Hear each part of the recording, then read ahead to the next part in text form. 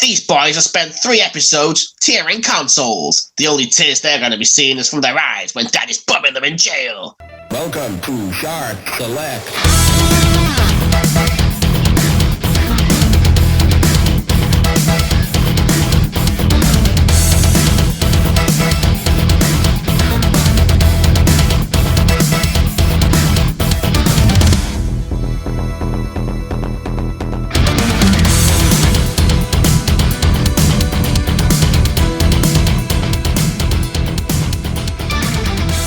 Hello everyone, welcome to Shart Select. Yes, we're back. We are the gaming podcast equivalent of trapping your foot in a door and then it goes septic and drops off. I am your host, it's Craig or Winstolf, whichever you want to call me at this point really. And I'm joined as usual by the sexiest of thick boys, Stu. Hello.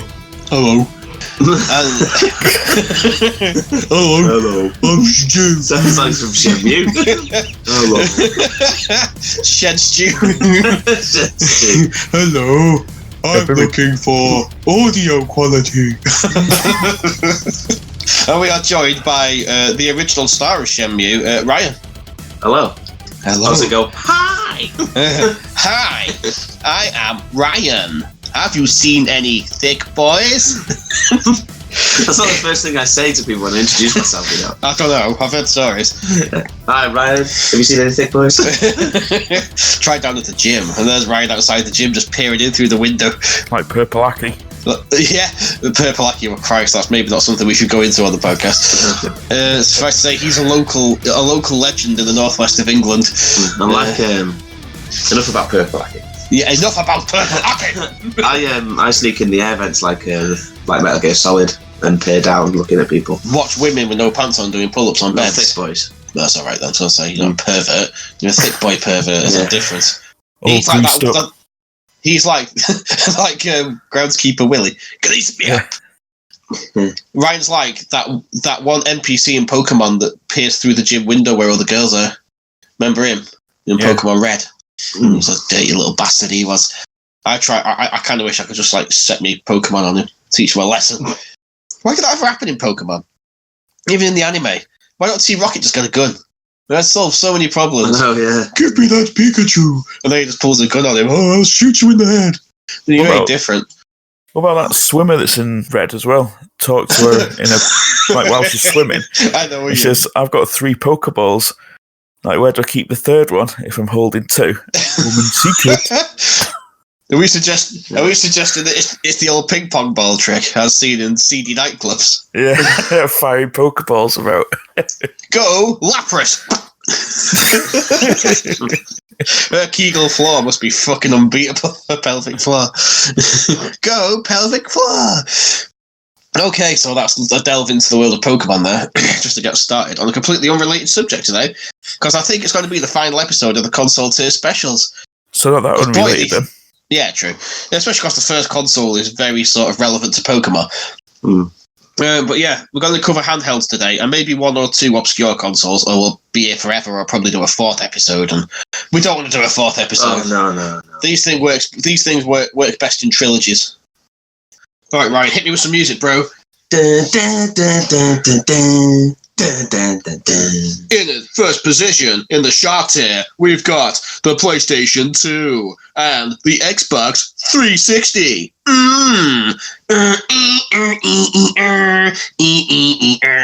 In the good tier, we've got the PS1, the OG Xbox, the PlayStation 4, and the Xbox One.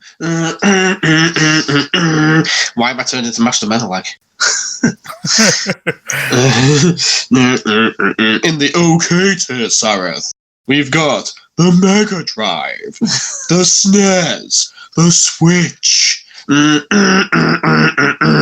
You get it. In the Meta tier, we've got the Dreamcast, Sareth, the Wii, the NES, and the Master System. In the fart category, at the back, we've got the Saturn, the N64 with its shit controller, the GameCube. Who remembers those, right? the PS3, it was shit, and the Wii U, which was shit. And that, everyone, is the list brought to you by Master of Henry. Or was it Menelag? Who knows? Maybe it was both. Thanks for that, Master Fenrig. That was fantastic. You can go now if you like. Okay, bye-bye. Bye. Bye. Just on another side note, when I was editing some YouTube videos, I was laughing to myself. Oh, yeah. About what you do with the N64, where you take it out and shoot it in the back with a shotgun. You just get the box and throw it in the bin. And it sounds like Pinky when you shot it. Yeah, that's what noise the N64 would make. Yeah. Because Doom 64 was one of the most celebrated Doom games.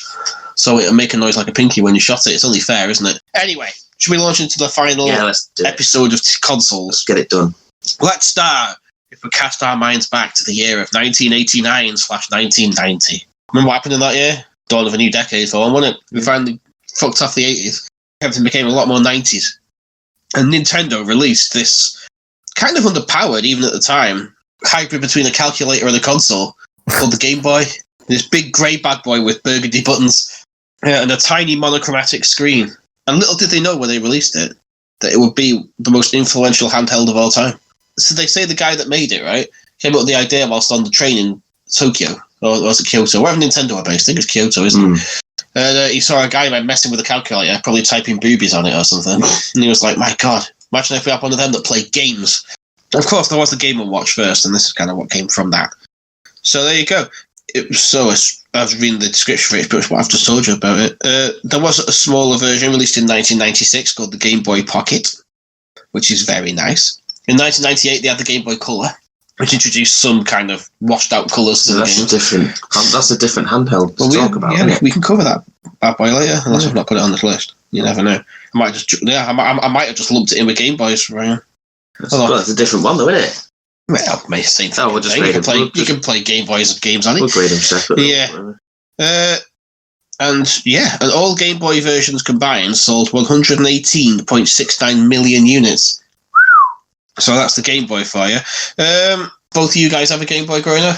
Yeah. You had an OG one, yeah. And I got a colour. When you say yellow one, did it used to be grey and it turned yellowish, yeah? No, it was just an actual yellow one.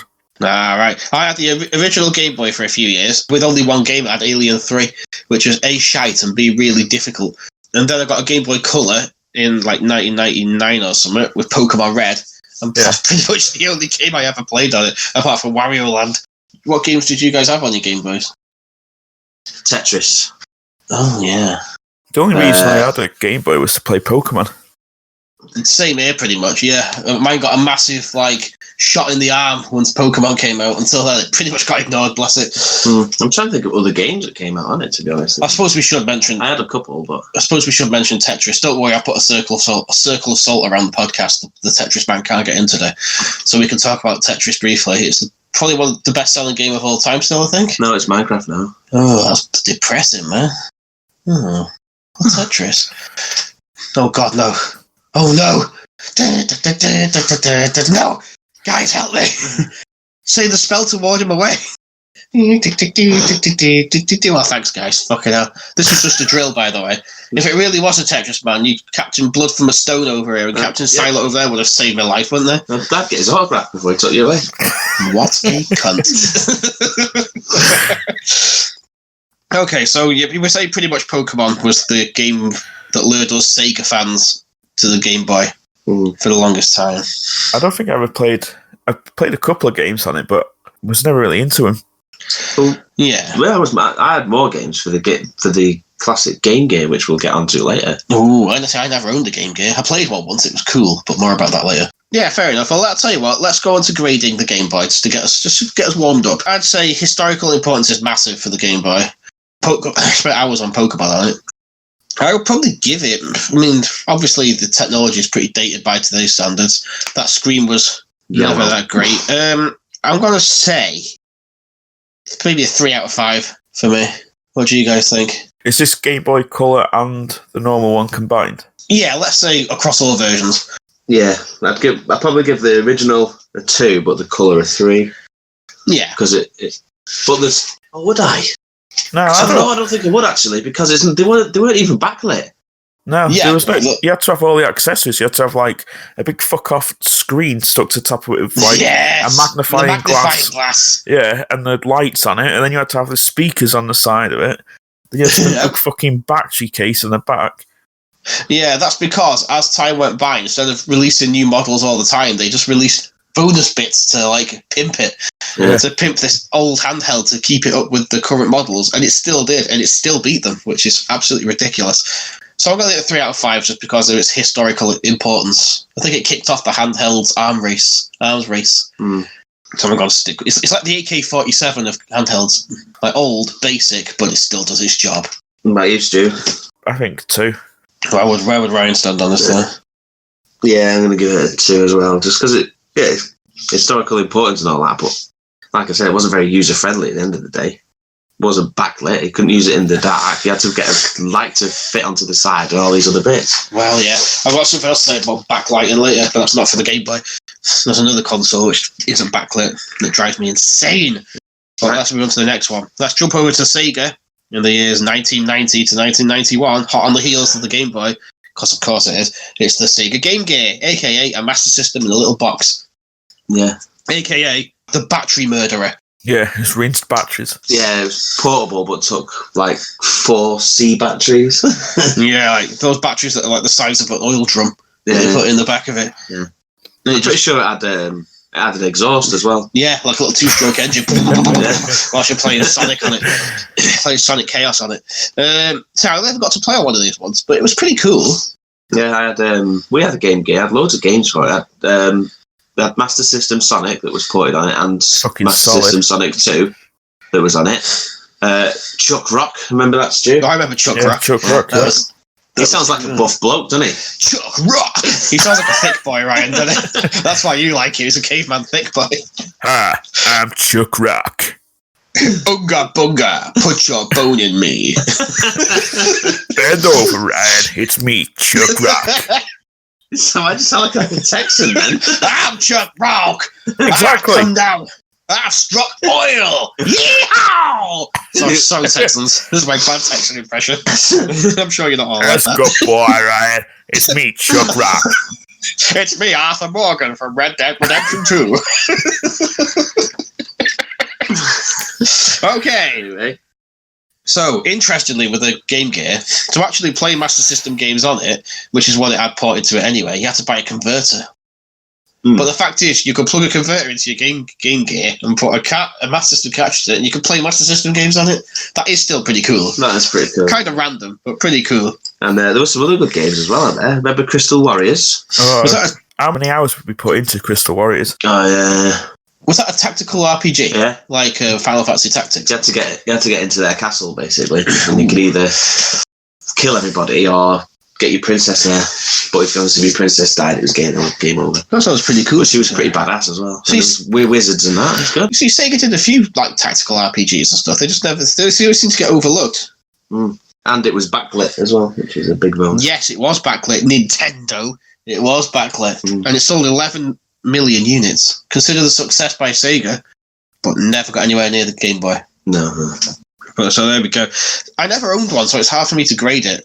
And the battery life was terrible on them. Yeah, but you could plug it in. But the backlit screen, the fact you could play it whilst it was plugged in, and the Cinemaster System converter, that's all pretty cool. I'd say maybe a 3 for that as well. It seems like it was pretty good in its day. I did play one once when I was a kid, and it was pretty cool. What do you guys think? I don't know. I probably wouldn't put it any higher than a Game Boy, so I'm going to have to say a 2 again. That's fair enough. What do you think, Ryan? Just because it wasn't really portable, you still had to be sat in your house to play it. Yeah, it was possible for 15 minutes. Yeah. It's like, oh, shit. Yeah, that's a good point there. Yeah, well, probably the same as a thingy then on a 2. But that's its only downside. Everything else seemed pretty good on it. The games were good. It was solid, had good buttons and that. It was a bit chunky. Yeah, a chunky, thick console. Well, I'll give it a 3, just from what you guys have said. It sounds pretty cool. So I'll say 3 is average. That seems fair. So I'll give it a 3. But you guys are saying 2. Yeah, so they're both in the meh class at the minute. That's fair. That's fair. All right, let's go to this one. Should be fun. Back to Nintendo now for 1995. It's an infamous console, the Nintendo Virtual Boy. aka a migraine-inducing death machine. Have you ever read up or watched any videos on these things? No, I've only seen pictures of it. Basically, you look through the viewfinder, and it's all in black and red, so it already looks offensive. And it's like black background with like red details. And it wasn't really virtual reality, it just sort of like, also you were just putting your eyes really close to a screen.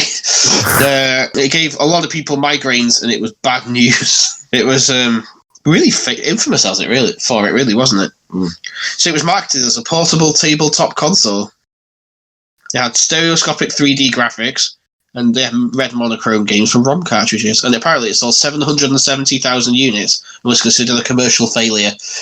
Well, considering everyone takes the piss out of it whenever you hear about it, I probably agree with it. Yeah. It was bad news. So it's one then. Yeah, it's a natural one, because surely nobody likes these fucking things. Yeah. Nobody likes to have migraines. What's your thoughts, Stu? Well, I've never even seen a game for it. I've just seen it as like some weird red plastic thing on a tripod. Yeah.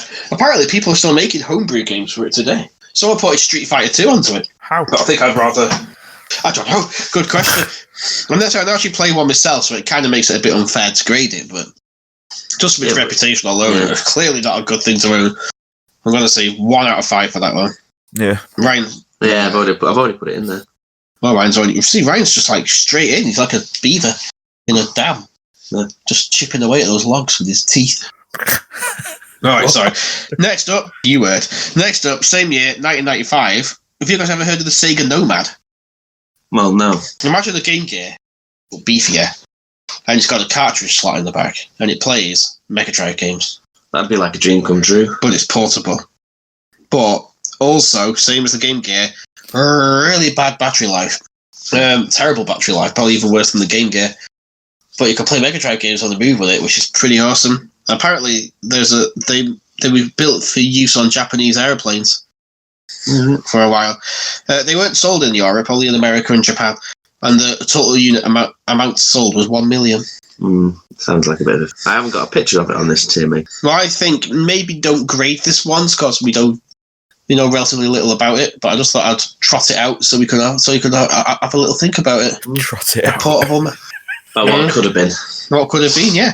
If it had better battery life and it was released in Europe, it could have fucking revolutionised our lives. Sega should release like a proper portable with like all of the catalogue of games from Mega Drive and Master System. Sega should release a new console that has the full back catalogue of Sega games. If you pay if you're like their version of Xbox Live or PS Plus, and you get full access to their backlog of every game ever. The thing is, whenever you buy like Master System or Mega Drive Classics, it's always the same game. Yeah, Sonic, Streets of Rage, Golden Axe, and then which is good. But I want to play the other games that are never on that list. I want to play Rocket Knight Adventures Splathouse and stuff like that. Desert Strike, Alien Storm. Oh yeah. Yeah. When you get that robot where he just explodes and a new body runs in and catches his head. That was fucking brilliant. He has a little whip, doesn't he? Yeah, that's right. He goes, no, when you hit him. Like he's trying to do some weird dance song. It's like, the robot's getting it again. By that, like, slimy creature that came out of a dustbin. Yeah. That had those weird first-person shooter bits as well, where you, like, just blew up at the end, wasn't it? Yeah. That was sick. Or had that weird snails that lived in bins. Yes! When you hit them, they went, blah, blah, like that. That game was really good. That was a class game. Very difficult. Oh, yeah, those weird things that look like you as well that fly about and hit them. They like turned inside out, and then little tiny versions of them would start flying around. They're just heads with wings, weren't they? They look like me.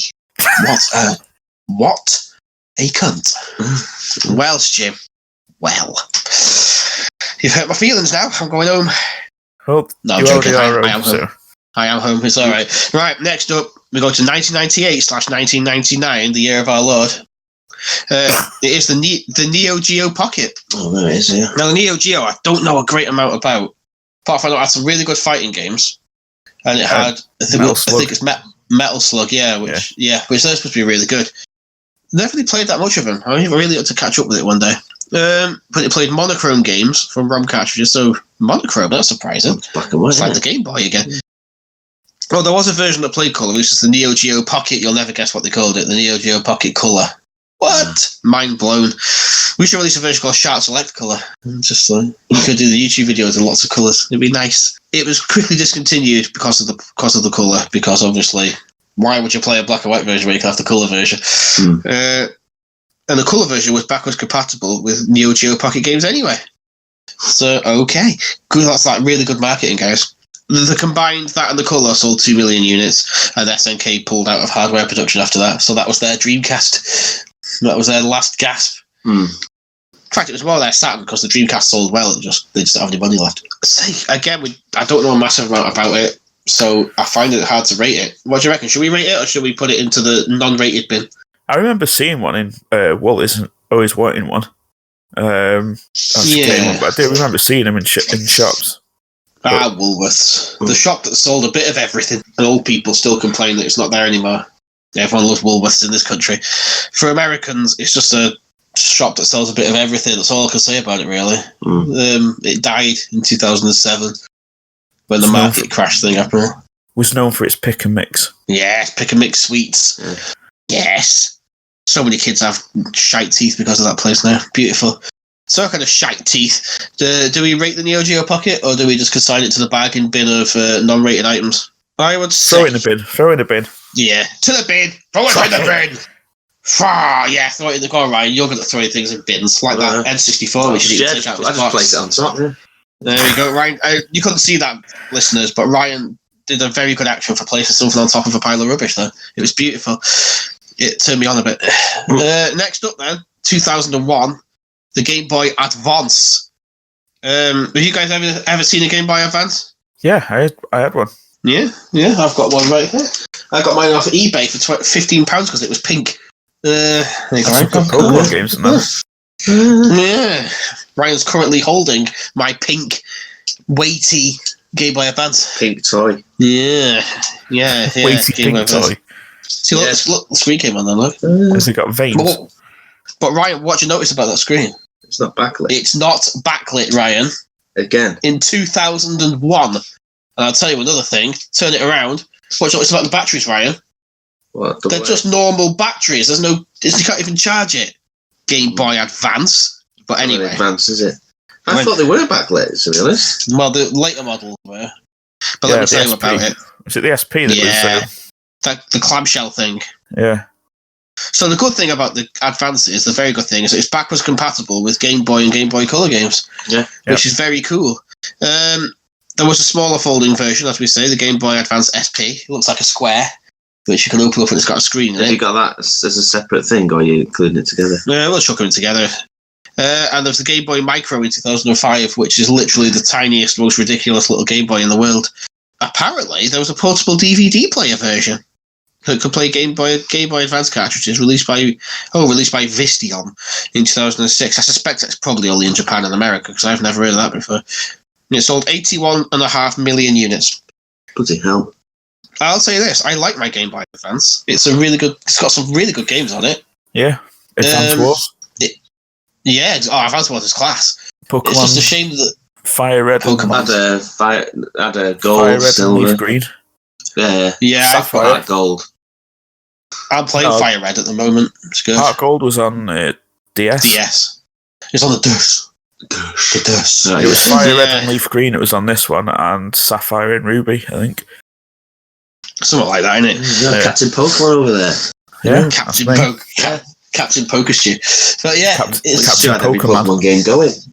I'm Captain Pokemon. Don't get them mixed up. It's two different things. Oh, okay. I was going to call you something else, but it'd be really, really inappropriate. When I thought of it, I was going to say like Craig and this loyal sidekick Pokeboy, but then that sounds really no. We don't say things like that on Shart Select. Not after the Teenage Mutant Teenagers. So that's what. We won't be doing that again. We're already on some kind of fucking watch list, I'm sure, for our behaviours on Shart Select. No, I'm saying we're nonsense. We're not. We just make stupid jokes without thinking. Like that one, for instance. Quick, let's keep talking about consoles. Oh, fuck. Game Boy Advance. Yeah, Game Boy Advance, yeah. So it has some really good games for it. It's really fun to play. The battery life's actually very good on it. I don't think I've ever changed the batteries on it. I've had it for about 6 months. About a year nearly now. But the backlight's a bit of an issue. You could get a battery you could charge and plug in the back of it. I remember having one. It's a bit, yeah, but I mean, as standard, there's things we're starting to do at that time. So I would say, for me, because I've had a lot of fun with it, I'd say a solid, 3 out of 5 for me. I do like it. It's a good console. I'd give it a 3 as well. What do you think, Stu? Yeah, I'd give it a 3. I enjoyed the games on it. I'd give it a 4 if it was backlit. Yeah.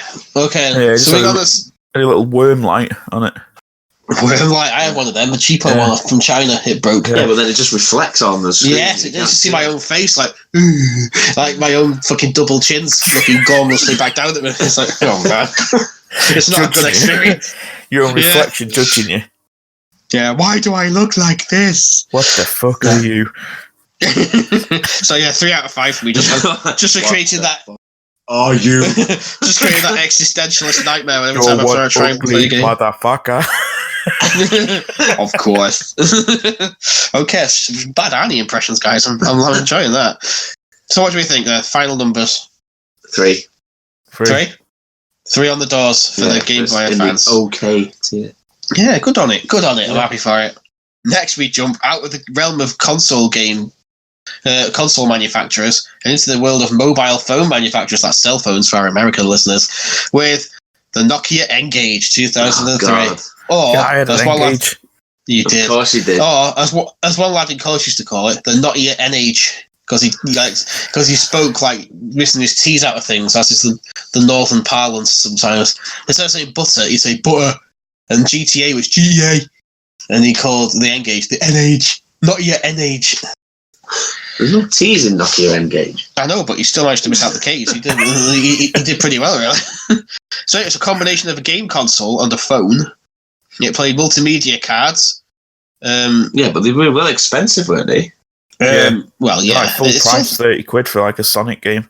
It actually sold 3 million units somehow. Because let's just say this out clear now, it was a bag of shit. Yeah, but you could use it as an emulator. That's a bit. Well, at least you found a use for it. But I don't think Nokia intended you to, did they? No, I don't think so. Look, here's the thing, right? Do you remember those Game Loft games before smartphones became a thing years ago? When you could use your WAP connection on your mobile to download Assassin's Creed, the Game Loft version. Yeah. That's all it was. Game Loft games. But like Stu said, retailed at full price, £30. Remember playing 13 on it? That was a sack of bollocks. That was. It did have some. Did it have some 3D-ness on it? If it did, it probably wasn't very good. I remember you sold yours to me, Stu, for £20. I don't know what to do with it, so I gave it to my dad. I asked my dad after it a few years ago because I was going to send it off to some gaming museum somewhere because they wanted one, and my dad refused to give it up. He loves that N-Gage. He's not touched it in about 10 years. He's like a dragon sat on the horn. He just refuses to hand it over. It's like, no, it's my Game Boy. And he won't give it over. So it's not a Game Boy, Dad. It's Nokia. It's mine. Just lying on his tummy on a pile of stuff. Oh, it's like his tummy.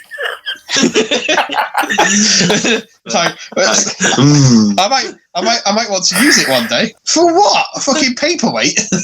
Not to emulate Game Boy, clearly. He's a Game Boy then. He doesn't know what emulating means. He barely knows what Game Boy means. God knows. But N-Gage is just fucking solid 1 for me. Sack of shit, that was. Yeah, I've already put it in as a 1. Your thoughts, Stu? I liked my N-Gage. But yeah, it was a 1. You liked it, but at the same time, you have to rate it the lowest score possible. Well, yeah, because you couldn't play official Nokia games on it because they were too expensive, so you had to just like get cracked games or emulators. Yeah, there we go then. So that's fair, Stu. Yeah. So yeah, it's a 1 all round from us then. Yeah. That's going straight to the fat category. You can keep the M64 company. Which isn't fair when you look at it like that, because the N64 is categorically better than the N-Gage. But yeah, this is why it's a different list. I'm not keeping them on the same list. I've got to say, it's a bit sad. Right, next up then, 2004/5 is the Nintendo DS. Or DS, as some incorrect people call it. What does DS stand for, Ryan? Dual screen. Correct. What do you think it stands for, Stu? Double-sided. I think it stands for Dick Slip. Dick Slip. Dick Slip. No, I think it's dual screen. I think Ryan was right. Or Dick Slurp. Dick Slurp. Oh, God. Oh, God. Okay, carrying on. So it was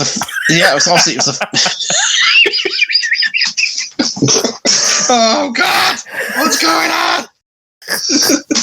Okay, so they released in 2004/2005. It uses 2 separate screens, and one of them had a touchscreen on it, and it even came with a little stylus that had a little slot inside the console, and you could just like whip that bad boy out, and it was like, whoa, that is pretty cool. I remember Stu, we saw, flop your stylus out, smear it all over the screen. Yep. I remember the first time we saw Stu was in New York when we went on holiday there. Toys R Us in like 2004, 2004, wasn't it? Yeah, something like that, yeah. And we were like, wow, look at that. It's pretty cool. Because it was pretty cool, to be fair. It could also play Game Boy Advance games, and it was backlit. Yeah, man. Which is why I've got a DS Lite upstairs, which Ali got me for my birthday, so I can play my Game Boy Advance games on it and see what I'm doing. Well, I'd have to sit on the chair playing the Game Boy Advance with my phone balanced on my chest with the torch pointing at it. That's the only way I can play it, like a miner's hat. I bought a DS second-hand, but it didn't have a fucking Game Boy Advance slot in it. Oh, was that a later model? DSi, yeah. I didn't realise it was DSi. It's got a camera on it, but it's not got the Game Boy Advance thing. That's right, because we both bought one to play Pokemon. Yeah. Of course you did. Yeah, Captain Pokemon. Yeah. Not Captain Pokemon. Not Captain Pokeboy. No, Pokemon. Captain Pokemon. Yeah, that sounds much better. Yeah. So obviously it had little cartridges of its own. Famously, we bought one from my dad years ago. We bought him Dr. Kamashima's Brain Trainer. And on his first go, he said he had the mental age of an 80-year-old, so he saw his ass, put it in the cupboard, and never played it again. It's probably still there today. It's like, no, I'm not playing that to be insulted by it. It's like, no, you're supposed to get better and prove it wrong. No, it can fuck off. Straight in the cupboard it went. He had his feelings hurt by a small Nintendo console. But to be fair, Nintendo can be proper hurtful.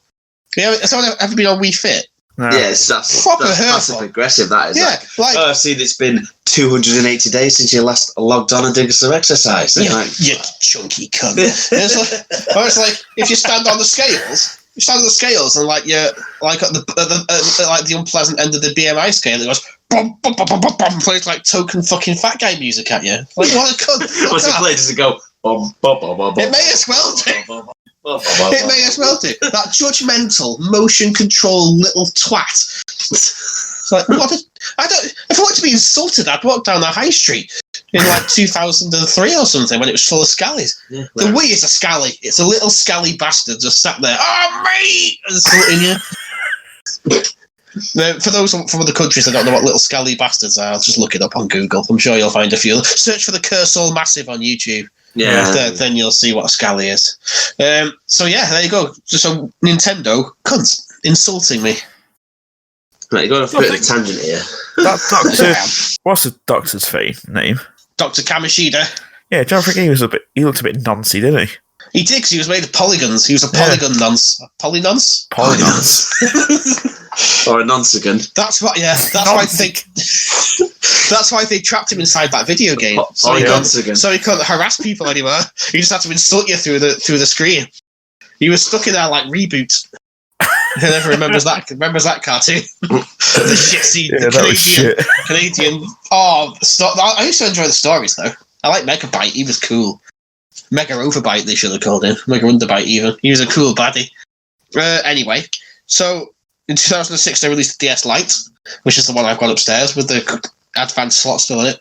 And there was a smaller version with cameras and without the Game Boy Advance compatibility, Stu, and that was the DSi in 2008.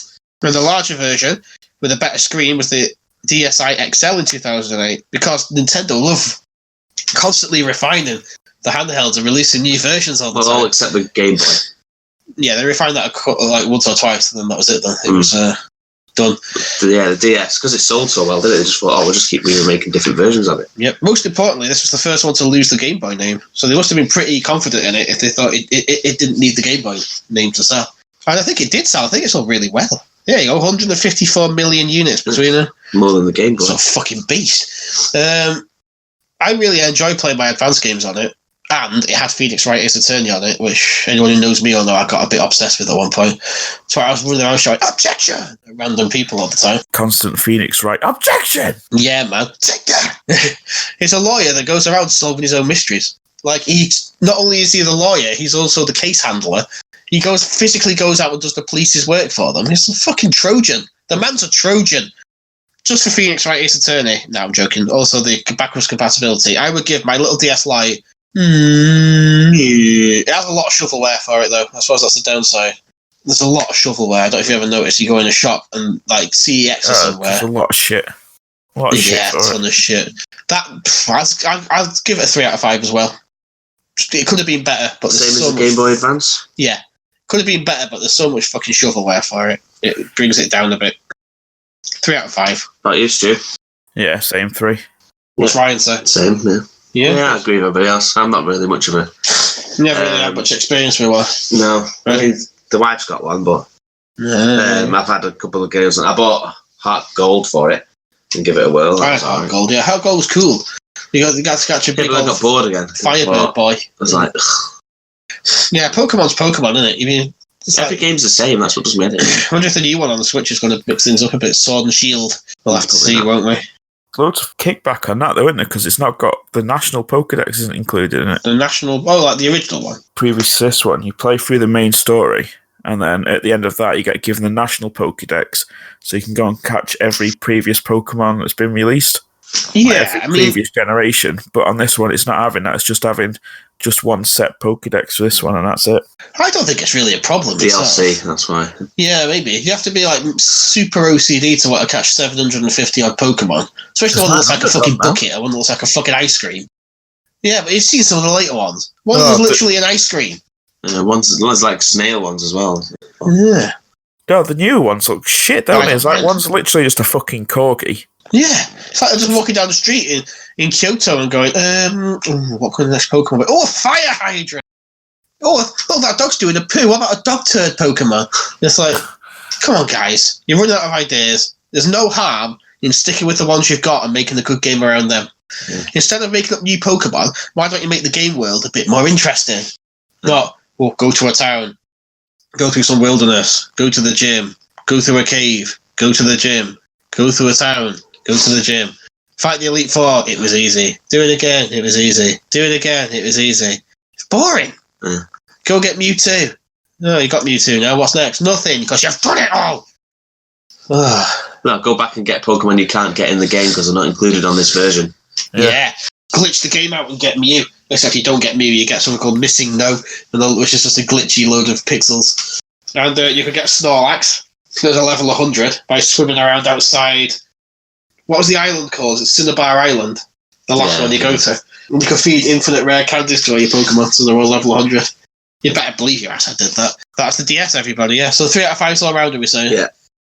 Nintendo aren't doing too bad here. They're not doing too bad at all. In fact, all the handhelds have done well so far, really. All the main handhelds. Well, we've got either 3 or 2 out of 5. It's not really well. None of them have only a couple of them have wand, so they're not doing too bad.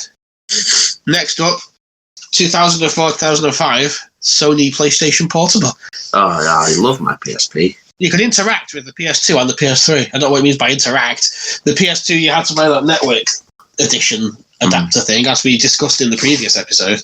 The PS3, I thought you could do remote play on it. Could it fuck? You could cast the menu to it, but when you try to load the game, you go, sorry, we can't play game. What? So I can just look at the game, look at the PS3's fucking menu on it. That's fucking grand. That well done. That's brilliant. That Sony. Fuck's sake.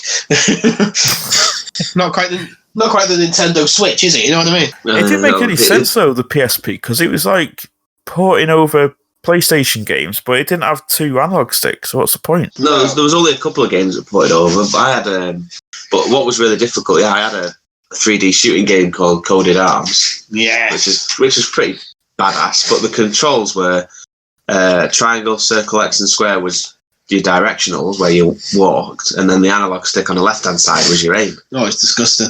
I was like, wrong, man. And then the D-pad was to reload and stuff. I was like, oh, what's going on here? It may as well be the N64. That's ridiculous. Yeah. But the games that were made for it, like other ones, like Pursuit Force, that was pretty good. Where you're playing as like a super cop. Well, you jump, jump between cars. Some kind of super cop. Yeah, you jump between cars and then drive it and then jump between other cars. But while you were jumping, it went into slow motion and you could shoot the driver and all the other people on it. Anyway, let's talk about Universal Media Discs. UMDs. Yeah. Remember them? You could get a game on one, right? But they also released movies on them, so you could watch them on your PSP. Yeah, but they were charging DVD prices for them. Yeah. So it's like I could buy a DVD which I could watch on anything, or I could buy a UMD of Spider-Man 2, which I can watch on this tiny screen. Seems like a waste of time and money to me. Yeah, but you could connect to the internet for it, buy it, and go on the internet. You could, yeah, true. You could go on the PS Store, and buy PS1 games. Yeah, and we're all forgetting the best game on the PSP that ever came out. Loco Roco, yeah. Oh, go on, Stu, do the noise of Loco Roco. Ah, wee. Yeah, wee. That's remember Stu playing that with a big fucking grin on his face, just giggling. Fucking loved it.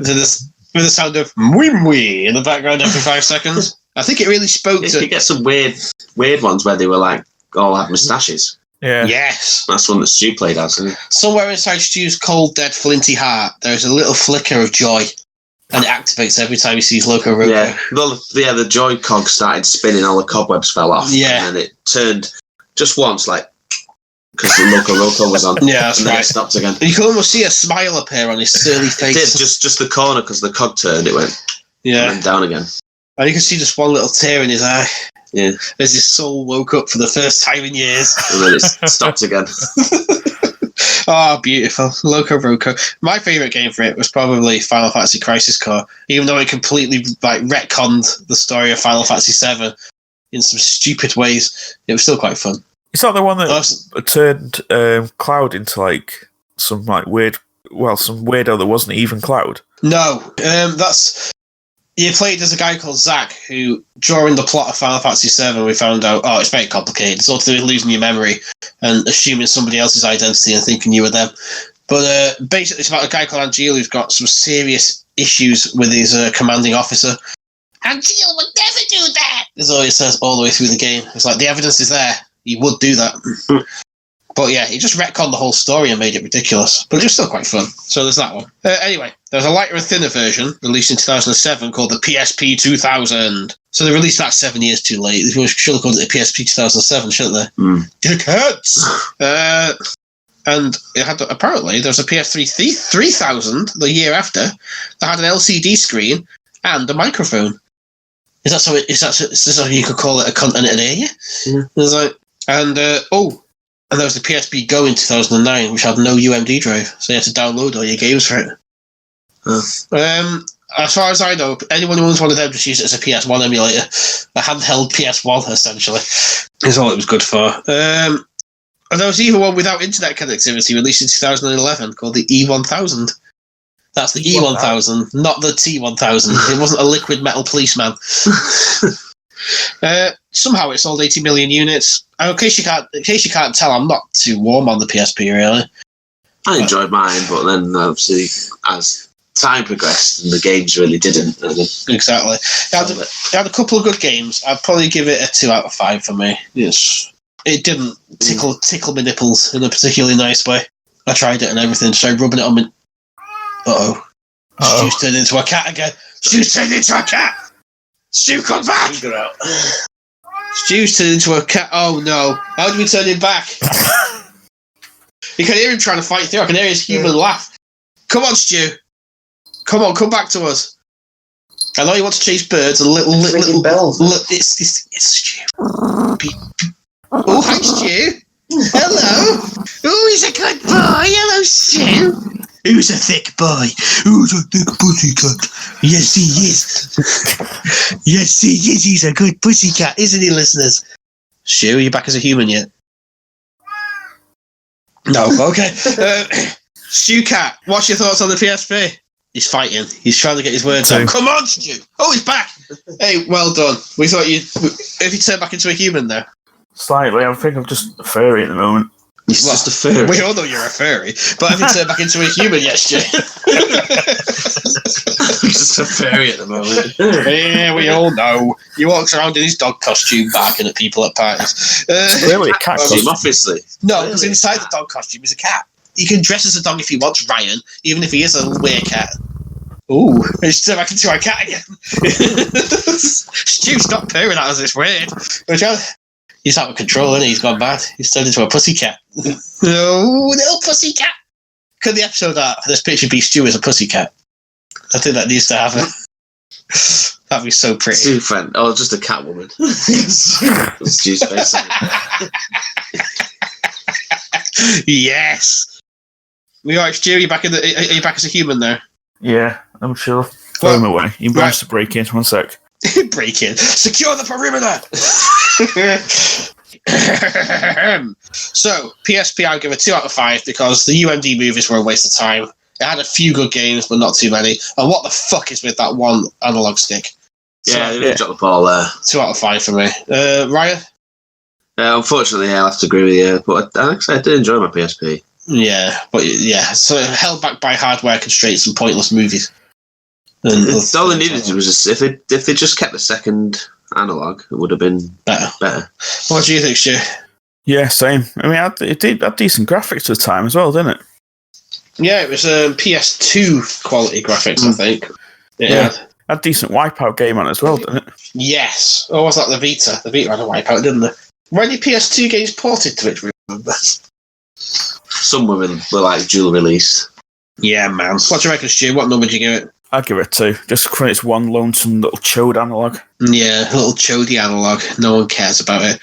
The next one, I think it's more of a discussion point than anything, because I find it quite interesting. You're not talking about the PlayStation Vita? Was that later? That's later on. Don't you worry your pretty little head about it. 2010, so there was something called the Open Pandora, which you could only get off the internet. It was an open source hardware in that you could install any game on it. And it was quite easy to have. Seen one. It's pretty cool. Like I saw someone play Streets of Rage on it, but like this homebrew version someone made where it's like super hard mode, where there's like loads more baddies on the screen and stuff, and extra bosses. It was well good. You could play like PS2 games and all sorts on it. It was pretty cool. And it had a little keyboard. You could program it yourself. So I thought we were going to rate it because it's not like mainstream at all. But I just thought you guys might find that interesting. What, did you just download ROMs for it? Yeah, it's download ROMs, and then it just kind of it accepts pretty much anything, and you can sit and play retro games on it. It's like the ultimate retro gaming console. That's right, isn't it? I don't think they make them anywhere, but it's pretty cool. The one I saw, I was tempted to pinch it, but I never got away with it. It was dead good.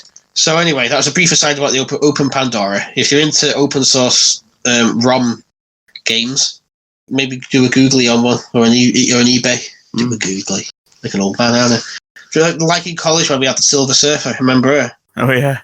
In the lecture, I want to introduce my friend, the Silver Surfer. Oh my god, the Silver Surfer? Wow! And then this old lady came in. It's like, we call her the Silver Surfer because she could use Google.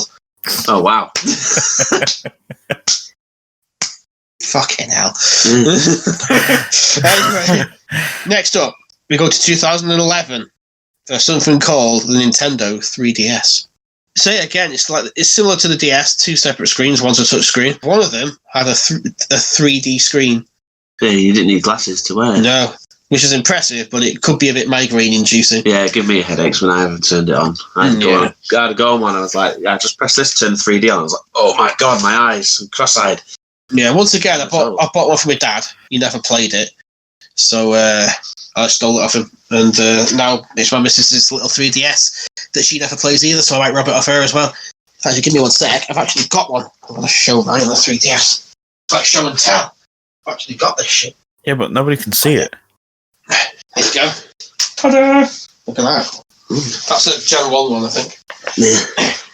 It's like show and tell if you want. I'm showing Ryan the 3DS. No one else can see it, though. 3D screen. Yeah, but maybe Ryan can have a few extra insights just from holding it in his hand and having a look at it. Yeah. It's all for content, Stu. All for content. Don't you worry. Don't worry. Daddy's looking after you. Daddy's here for you. Yeah, I'm just messing with the 3D now, and if you're not looking at it straight on, it flickers like... Fuck. Yeah, it's kind of quite experimental, isn't it? Like most things Nintendo does, it's a bit experimental. The original model is like a big chunky beast as well, wasn't it? Oh yeah, it was actually. Maybe mine isn't the original model then. Mine's not that big. But anyway, yeah, stereoscopic 3D it's called. Obviously, like without the glasses, like Ryan says. Backwards compatible with DS games, which is good. Yeah, it had the eStore on this one, so you could download games off it as well. And it got thingy on there as well. What's that, mate? Like Game Boy Color as well. No, I don't think so. Sure, because I'm playing Pokemon Gold on it. No, that was released as a 3DS game. It's a re-release. Oh. In 2012, the 3DS XL came out, but it's just a larger version, hence it's named the XL, I suppose. There was a version without the 3D or the clamshell design called the 2DS in 2013. Oh, yeah. Which, I don't know, I mean, the 3D screen wasn't really that popular anyway. People liked it for the games. Yeah, not many people did it for the 3D. Yeah, so it makes sense to lose it and call it the 2DS. But the clamshell design, I'm surprised they got rid of that. I quite like the clamshell design on it. It protects the screen when you're not using it and things. So I don't know why they got rid of that. I think it's more for kids, the 2DS. Yeah, fair enough. I wouldn't like it because they're too cool for kids to be getting their grubby paws all over, really. Give them a fucking Minecraft. Give them Minecraft on a knackered old Wii U or something. That'll shut them up. Still fucking expensive, though, aren't they? What's that? Just a 3DS in general, yeah. Yeah, there's a bit of a fear in the Nintendo fan community at the moment that with the release of this new Switch Lite, they're going to phase out the 3DS. I mean, I think it's likely to happen, isn't it? Yeah, of course it is. Yeah, so there we go. There was a redesigned version with better performance and exclusive titles, bizarrely enough, they just called it the new Nintendo 3DS. That's good naming, isn't it? That was 2014. And then again, there was a larger redesigned version with better performance and exclusive titles. The new Nintendo, guess what they called it? 3DS. It's the 3DS XL. There you go, yeah. Yeah, well, it was massive, wasn't it? Yeah. And of course, 2017, they had the new Nintendo 2DS XL. I mean, bloody hell, guys. Get some catchier names for them. I think the last version they released had a little nubby joystick thing so you've got the one there, and there's one on the right as well, so it's like a modern layout.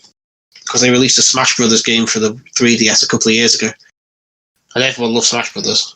Apart from me, because I don't know what I'm doing on it. But there you go. So that's the 3DS. I mean, Ryan's really having a good little time with this one. But I'm playing Mario on it. So. Yeah, I mean, what do you think? I mean, again, the 3DS, you really can't fault it. It's done really well. It had a bit of a bad release, but then they sort of sold it on the, if you bought it early and you were disappointed with it, they let you have a load of games for free for it. That's whether you lowered the price point. So I would say, again, a 3 out of 5 for me. I can't really fault it.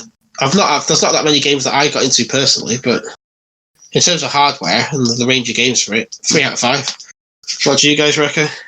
I think I'd probably give it I'd give it a 4. Oh, okay.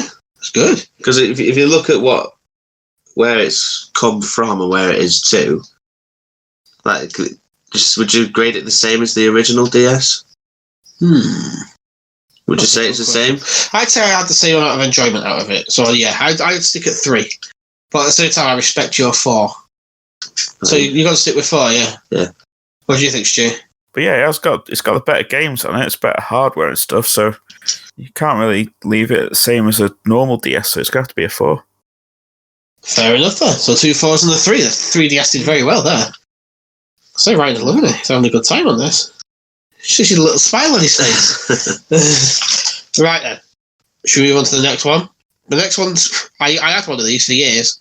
Got rid of it now. Straight in from a Switch. It's the Sony PlayStation Vita. The PlayStation Don Vito. Sorry, we can't talk about him, can we? No. He's a bad man. We don't talk about him. 2011, 2012, this one was released. Mm-hmm. Obviously, it's a successor to the PSP. It had motion sensors, touch screens. It had loads. It had everything packed into it. And most importantly, 2 analog sticks. Yes, finally, someone got it right. Dual cameras. It had all sorts going on for it. Yeah. The only problem I think I hated about it was there wasn't an L2 and R2 button. You had to tap the back screen, tap the back of the console. Oh right. Which really, I couldn't get on with that at all. Yeah, this is what confused me. I got this and the DualShock 4 mixed up. This is one you have to reach around on, isn't it? Yeah, there we go. Stu's reach around finally makes sense. Yeah, that's right. You could stream PS4 games to it, which was kind of cool. I started playing the PS4 on it a couple of times. But again, I was playing an Assassin's Creed game and I couldn't do anything properly because I had to keep giving a reach around to the Vita to press L2 and R2. It was good for the Vita and it got a free reach around, but really fucking awkward. So that's my thoughts on the controls on that thing. Let's have a look at this. You can use it on your PS3, but again, it couldn't actually play the games on the PS3. He just sat there and shrugged at you. Like, what's supposed to do with this? Well, you tell me. But PS4 it did anyway. So it didn't have a stylus. I didn't think it really needed a stylus though. It had, the original models anyway, had OLED screens. So they were very crisp screens. And I think it had the graphical power of a PS3. Correct me if I'm wrong. I think so, yeah. It was pretty. It was a pretty butch console. It was powerful, and it was backwards compatible with PSP and PS1 games, which was pretty cool. What else could I possibly tell you? Oh, the earlier model had 3G support in case you wanted to play it with your mobile data plan. I mean, why would you? And there was a non-portable version called the PlayStation TV, which I've seen one of once. A non-portable version of a portable console? Yeah, as I say, it's just PlayStation TV. It's like a little box. You plug it into your telly, and it's a tiny Vita inside it. It's all right. It's not too bad. I think have all three of us played on the Vita? I think I have. No. Trust me either. So I enjoyed it whilst I had it. PS4 streaming was good, but you needed quite a high bandwidth. Otherwise, it just kept doing that pixely thing every now and again, and you lost control of it. Yeah. I'll be honest. I traded it in for my Switch when I noticed that 90% of the games on it were PS1 games. What's wrong with that? I could just play PS1 games on the PS2. I've got all the ones I want to play anyway. I was like, there's not really much point in it. So, hardware-wise, it's probably the beefiest handheld there's ever been. But the range of games just weren't that exciting for it. So, it's better than the PSP, though. So I'd say maybe a 3 out of 5 for me. I'm just looking there. Yeah, it's got stuff like Borderlands 2 and everything on it. Yeah, but have you seen how Borderlands 2 runs on it? No. Oh, it's nasty. Is it? Frame rate disaster. It's not good. In fact, it got ripped quite heavily when it came out. It was shite. So, I mean, I'd say you guys haven't played it, but what do you think about it just from its stats? Well, I'll probably agree with you there. So do you reckon it was better than the PSP? Yeah. Well, it's a 3 then. It was better than the PSP, yeah. It's a 3 then. What do you think, Stu? Yeah, go 3 again. Yeah, anything you want to add, or are you happy with that? Yeah, go with 3. Yeah, fair enough. Okay. Well, that gets us up to speed on the handhelds. We've finally reached the end of that. Hooray, well done, everybody. So now, to round out the episode, we're going to go through the top of the pops of handhelds, which bizarrely, there's no Shart class. But oh well, it doesn't really matter. We can go down anyway. So starting at the bottom, in the fart class, the dropouts, the failures, the dickheads literally the dickheads of handheld gaming. We've got the Nokia N-Gage, fucking waste of space that I can't get back off my dad, and the Virtual Boy, which made American children's heads explode like watermelons. True story. Like grapefruits. There you go. It's a bit more on brand, isn't it? In the mech class, PSP, only one analog stick, UMDs, not a great range of games. Was in the mech class, joined by the original Game Boy. Its legacy is undeniable, but it is a bit long in the tooth now. And it was joined by the Game Gear, the battery-murdering bastard of Sega. And above that, in the OK class, we've got the Game Boy Advance. No backlight, criminal, but very good games. The DS does have a backlight, can play Game Boy Advance games, Ace Attorney. And of course, the PS Vita, which has got massive amounts of hardware, 2 analog sticks, but it wasn't that exciting, really. Don't have that many good games for it. And then the good class, by far the winner, much to my surprise, of the handheld console tier challenge. Is it really a surprise? The Nintendo 3DS. Yeah, I thought the Sony ones would do a bit better, to be honest. Yeah, but you think outside the bloody Shart box. If you said name the best handheld, what would you say? Yeah, I suppose it would have to be, wouldn't it? Yeah. Well, there we go, guys. So the best is the 3DS, and the worst is the N-Gage and the Virtual Boy. This means Nintendo cap it off at both ends. Yeah, and in every category as well. Yeah, there's one in every category. Well, to be fair, they are the handheld masters, I suppose, aren't they? So now we're going to round up the episode. Yay! Shart Select had an interview with an indie games developer, Night Runners, which it's an indie game based on the classic Need for Speed games. Is it the PS2 era? Yeah. Yep. So we spoke to the developer of Night Runners, someone called Jem, and they very kindly answered a load of our questions, and we put it up on our website at www.shartselect.wordpress.com. And it's had quite a few views, actually, guys. It's done very well. We've got some more indie reviews coming up soon. And that's right. We've got a couple more on the horizon, haven't we? One's currently in progress. Two in progress. One possibly coming onto the actual podcast as well. Yeah. So there we go. Shart Select is forming an alliance with indie developers, getting their voices out there. Nice. Looking after the little guys, aren't we? We are benevolent and wonderful thick boys who will look after you. Apart from Ryan. He's just Ryan. He probably hates everyone. Yeah, he'll look after you. Yeah, Ryan won't look after anyone. So yeah, that's something we got done recently, which I'm very happy with. And I think that's all we've got to say, really, isn't it? Yes. Yeah, all right, cool. So in those cases, it's been a wonderful pleasure, everybody. Thanks for listening to our views on consoles, and Stu turned into a cat for several minutes. And then we're going to say bye-bye. Bye, everyone. Bye. Say it like you mean it, Ryan. Say it like you mean it, you two. Bye. Come on, these are our listeners. This is our lifeblood. Say bye to them nicely. Bye. Get off your phone. Bye. Thank you. And you, Stu. Bye. Tell them you love them. Well, we love you, alright, everyone? I love you. Stu and Ryan are just heartless husks. They don't love anything. Bye, everyone. Bye. Bye. Bye. Bye. Fuck. Alright, I think that went quite well.